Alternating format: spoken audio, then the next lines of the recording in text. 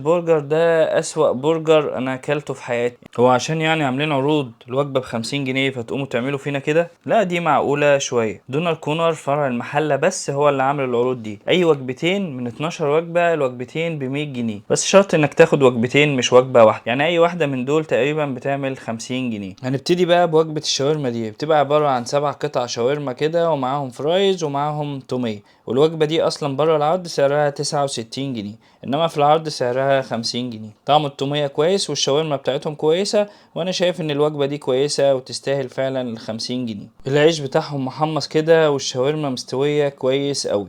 نخش بقى على وجبة الكفتة، بتبقى عبارة بقى عن مخلل وشوية طحينة ورز وثلاث عينات كفتة. الرز بصراحة كان طعمه سيء جدا، تحس ان هو بيعض كده ومش مستوي خالص. وعينات الكفتة اللي انت شايفها كده برضو كان طعمها كويس بس كانت قليلة قوي. والوجبة دي ما تستاهلش خالص ال50 جنيه. الرز سيء جدا والكفتة حجمها قليل. هي الكفتة طعمها كويس بس حجمها قليل، انما الرز بصراحة كان طعمه صعب قوي. نخش بقى على السندوتشين ده. السندوتش ده والسندوتش ده بسعرهم 100 جنيه. الواحد فيهم ب50 جنيه، بس لازم الاتنين مع بعض لان سعر الواحد لوحده 69 جنيه. هنبتدي بقى بسندوتش البرجر ده، وبيبقى عبارة عن شريحة برجر وشوية خس كده وشوية جبنة. والسندوتش ده في المنيو عندهم اسمه كلاسيك برجر. طعم العيش بتاعهم كويس، بس البرجر ده اسوأ برجر انا اكلته في حياتي. انت لو جبت برجر صلاح وعبد الفتاح وكلته في البيت احسن بكتير. فالسندوتش ده ما يستاهلش خالص ال50 جنيه. اسوأ برجر ممكن تاكله. نخش بقى على السندوتش التاني ده، وده اسمه في المنيو كرانشي تشيكن. طعم فيه قطعتين فراخ كده وشرايح خس وعليهم جبنه. والسندوتش ده طعمه كويس ومقبول. الفراخ عندهم كان طعمها كويس مش زي البرجر خالص. والسندوتش ده يستاهل 50 جنيه، انما البرجر ما يستاهلش خالص حتى 20 جنيه. نخش بقى على الوجبه اللي اسمها سوبر دونر، ودي بتبقى عباره عن شرايح لحمه كده هم عاملينها بطريقتهم، اسمها سوبر دونر، وبيجي معاها مخلل وسلطه زبادي. طعم الرز برضو كالعاده هو نفس الرز اللي جالي في اليوم ده. ممكن يكون الرز نفسه هو اللي كان وحش على حظي يعني، بس الرز كان سيء جدا. اما قطع اللحمه دي فكان طعمها كويس مقبوله يعني، وحجم الوجبه دي كويسه، والوجبه دي تستاهل 50 جنيه. نخش بقى على وجبه الكريسبي، بتبقى عباره عن قطعتين كده كريسبي وسلطه زبادي برضو ومخلل ونفس الرز اللي احنا بنتكلم عليه من اول حلقه. انا مش عارف اقول لكم برضو ان الرز ده كان سيء لدرجه ايه، بس انا مش عايز اقول اكتر من كده، ممكن يكون انا اللي حظي بس كده. اما بقى قطعتين الكريسبي دول كان طعمهم كويس جدا، والكراست بتاعهم والتتبيله بتاعتهم كانت كويسه جدا. والوجبه دي من احسن الوجبات اللي انا جربتها عندهم، بس لو الرز اتحسن، لازم الرز يتحسن بس. وطعم الفراخ كان كويس جدا، والوجبه دي تستاهل فعلا 50 جنيه. وبكده نكون انتهت تجربتنا النهارده في مطعم دونر كونر فرع المحله. والفرع ده بس اللي عامل العروض دي، وانا كده عرفت هو عامل العروض دي ليه، لان الفرع بصراحه سيء جدا. اشوفكم في فيديو جديد وتجربه جديده. لايك وفولو عشان في تجارب تانية جامده جدا.